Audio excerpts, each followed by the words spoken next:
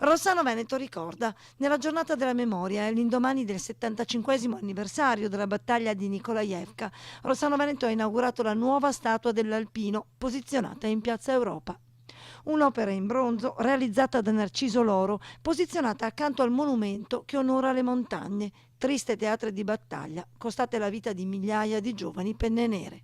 Abbiamo voluto, in collaborazione con il nostro gruppo Alpini, creare un monumento, una memoria. Un monumento è un segno, chi passa lo guarda e deve ricordare, deve essere un ricordo di un avvenimento o di fatti passati. Questo nostro Alpino deve essere una sentinella, è di fatto una sentinella che guarda alle nostre montagne a ricordo di quello che è successo e che non deve mai più accadere.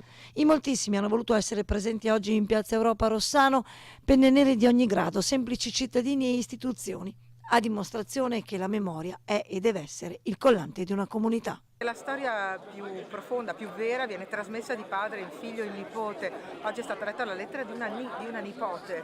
Eppure quando le famiglie non ci sono e oggi si disgregano, deve subentrare la comunità. Questo comune, Rossano Veneto, ha deciso di farlo coralmente, molte volte lo fa la scuola. Dove non c'è la famiglia si deve trovare la comunità a ricordare.